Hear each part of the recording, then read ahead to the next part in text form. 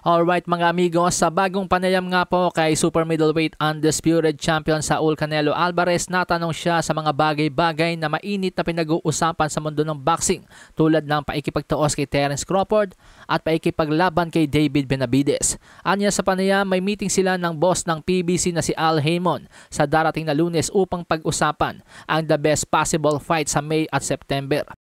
This Monday, I'm going to have a meeting to see what comes next.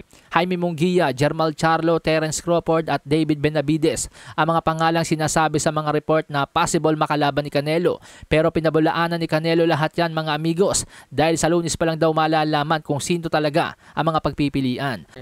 I don't know where those names came from, but on Monday, I'm going to sit down with Al Haymon and we're going to see what comes next. Sa paikipagtaos kay Crawford, sinabi ni Canelo na hindi na siya bababa pa ng 160 pounds o middleweight division. Ibig sabihin mga amigos, kung talagang gusto siya labanan ni Crawford, aakyat si Crawford sa 168. The topic of Crawford, you've made clear that you can't make it at 160 pounds ever. That's not an option for me. But we'll see.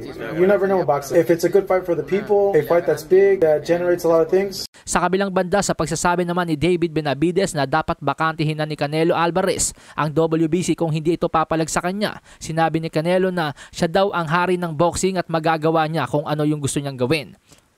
Well, look, a lot of things can be said, but at the end of the day, in this moment, I'm the king and I can do whatever I want. Nang matanong naman si Canelo kung kasama ba sa pagpipilian si David Benavidez para sa September fight, sagot ni Canelo, we'll see. Like I've said, always, I'm here to make the best fights, and if that's a good fight for September, or if he has to wait a little bit, we'll see. But at the end of the day, sometimes the fights are bigger when you have to wait a little bit.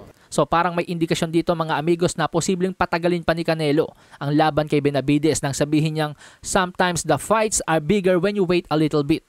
So ibig sabihin po mga amigos, kahit gawing mandatory ng WBC si Benavidez sa Marso, hindi pa rin ito garantisadong pagbibigyan ni Canelo.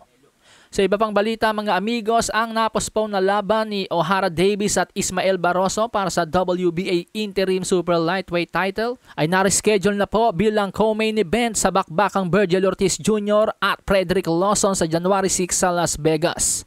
Sa iba pang balita, kapwa nakakuha ni Devin The Dream Haney at WBC World Super Lightweight Champion Regis Prograis ang 140-pound limit sa final weigh-in. Tumimbang si Devin Haney na 140 pounds habang tumimbang naman si Regis Prograis na 139 pounds. Kaya naman ready na ang sagupaan para bukas mga amigos. Regis Prograis versus Devin Haney para sa WBC World Super Lightweight title. Alasahin ang baraha, patunayan mo sa akin ha, sino man ang mabuno